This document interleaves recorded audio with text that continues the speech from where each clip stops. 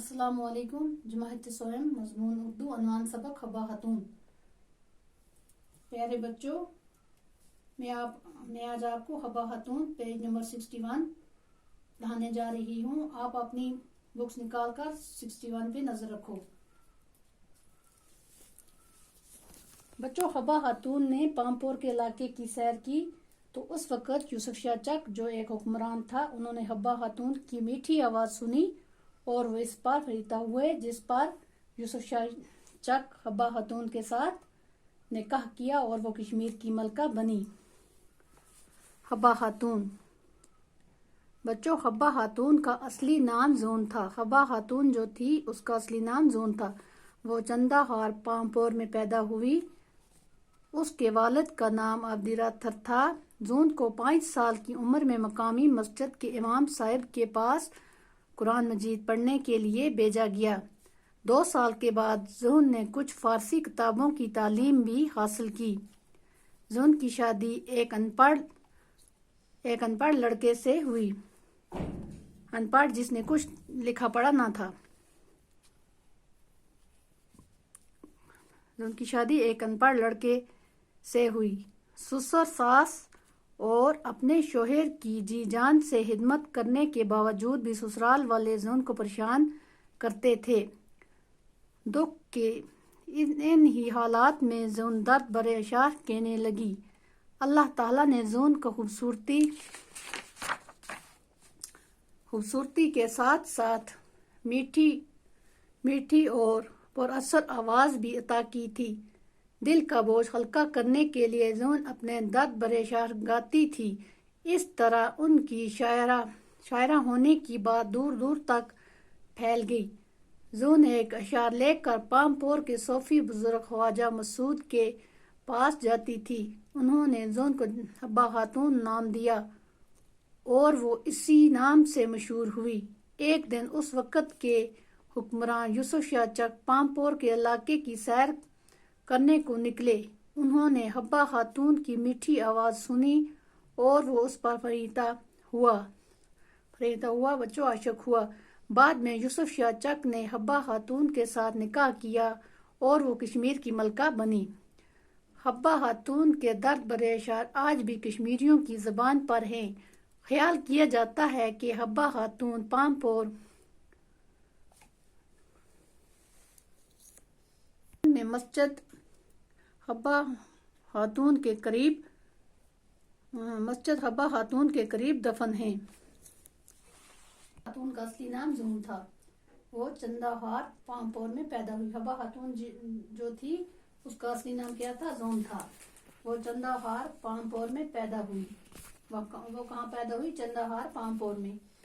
उसके वालिद का नाम अब्दी राथर था। उसके जो वालिद थे उसका नाम अब्दी राथर था। जून को 5 साल की उम्र में मकामी मस्जिद के इमाम साहब के पास कुरान मजीद पढ़ने के लिए भेजा गया।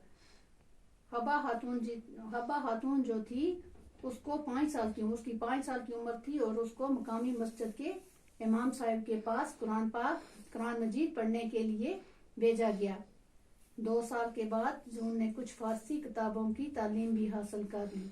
बच्चों, 2 साल के बाद जून जो थी उसने फारसी किताबों की तालीम हासिल की। जून की शादी एक अनपढ़ लड़के से हुई।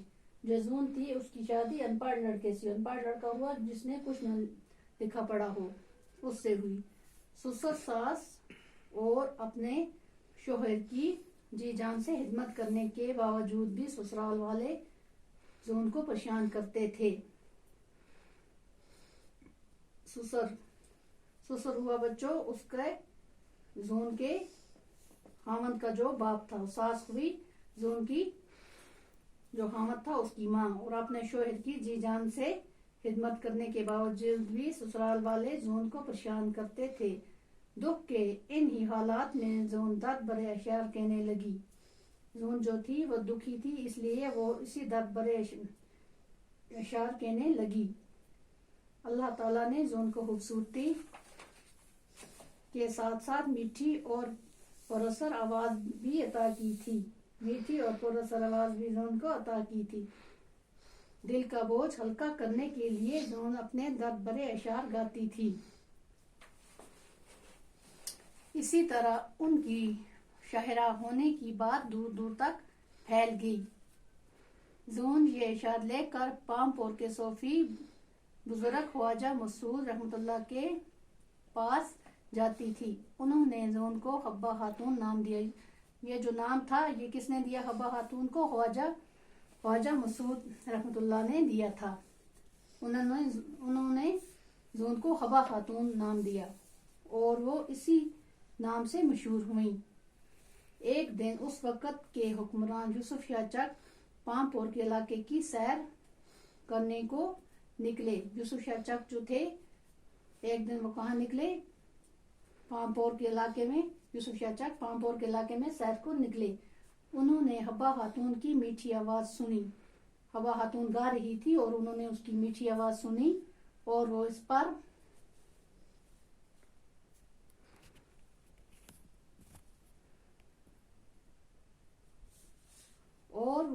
फरिश्ता हुआ बच्चों, आशिक दीवाना उस पे हुए।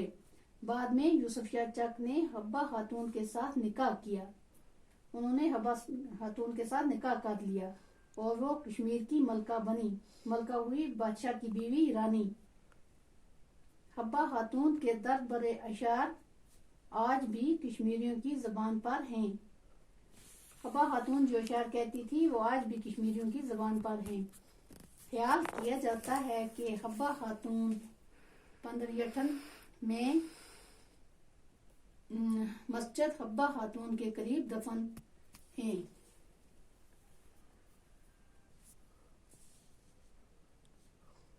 अनपढ़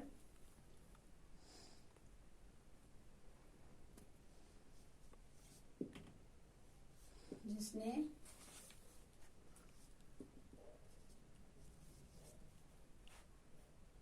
पढ़ा ना हो।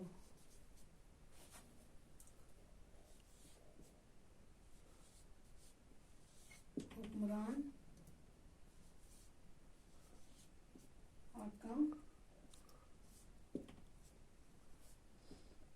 बादशाह,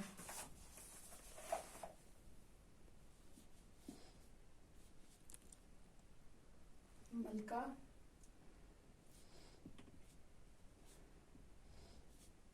बादशाह की